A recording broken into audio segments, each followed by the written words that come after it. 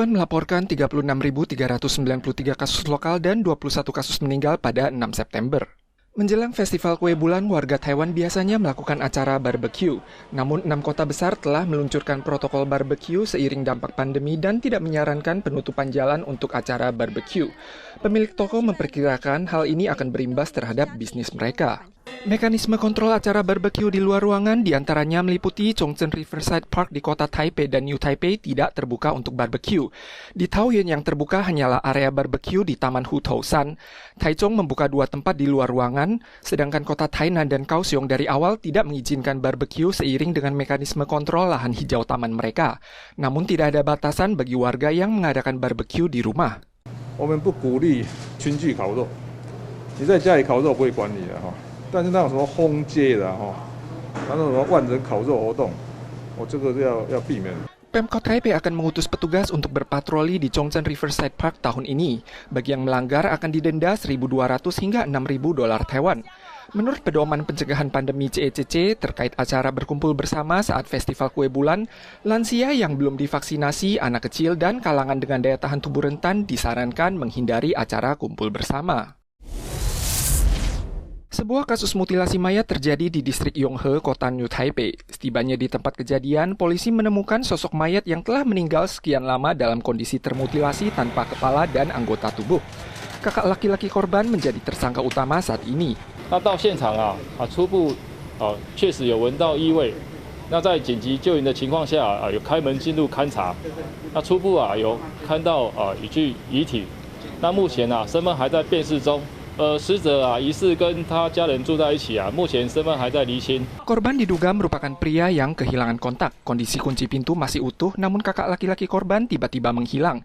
Ia akhirnya diringkus tanggal 6 sore di Pasar Suiyan, distrik Kongguan, Taipei, setelah mengakui tindakan kriminalnya tersebut.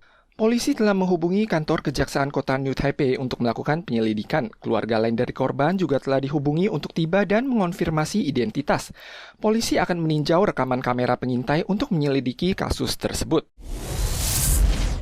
Sebuah kecelakaan kerja terjadi di distrik Chiku, Tainan, tanggal 6 pukul 7 pagi. Sebuah mobil derek secara tidak sengaja menyentuh listrik bertegangan tinggi. Akibat hujan dan tanah basah, 3 pekerja di samping derek tersengat listrik tegangan tinggi sebesar 6.600 volt dan tewas terbakar seketika. Tim pemadam kebakaran segera menghubungi Taipower untuk tiba dan memadamkan listrik. Dapat diketahui bahwa 3 di antara 4 pekerja di tempat kejadian adalah ayah dan anak. Korban tewas mencakup kedua kakak beradik dan seorang pekerja bermarga U. Keempatnya pergi ke tambak ikan untuk mengumpulkan kerang. Namun tak disangka, tragedi naas menimpa mereka saat hendak mengangkut karung kerang dengan mobil derek.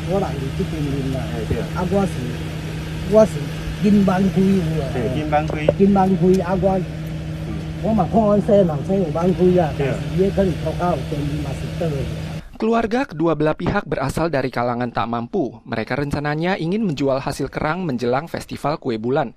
Namun malah tertimpa bencana. Ayah korban yang berhasil lolos dari maut telah dibawa ke kantor polisi untuk melakukan catatan. Penyebab kecelakaan saat ini sedang dalam tahap penyelidikan polisi.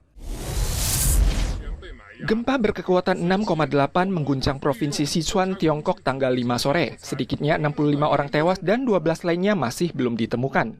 Gempa ini terjadi di wilayah otonomi Tibet, tepatnya di Kabupaten Luting, Provinsi Sichuan. Sarana komunikasi beberapa kota di sekitarnya terputus. Gempa mengakibatkan sejumlah perumahan warga runtuh atau terhempas miring. Jalanan rusak parah, longsor di area pegunungan, dan kerusakan pada sebagian gardu listrik dan kabel transmisi di beberapa kota. Kamp pengungsi telah didirikan saat ini untuk menampung puluhan ribu orang. Menurut laporan media BBC Inggris, ada warga yang mengilustrasikan jalanan berguncang laksana ombak. Ada pula warga di rumah yang menyaksikan kipas angin di sudut ruangan jatuh dan semua anjing di komunitas mulai menggonggong. Banyak tempat di Provinsi Sichuan, termasuk Chengdu, sedang menjalani lockdown dan karantina rumah. Namun warga pun tak menghiraukan lagi amanat tersebut. Bahkan ada yang menendang pagar besi pada area karantina beresiko tinggi. Sebagian artikel di media sosial memperlihatkan cuplikan lampu gantung di rumah yang berayun dengan dahsyat.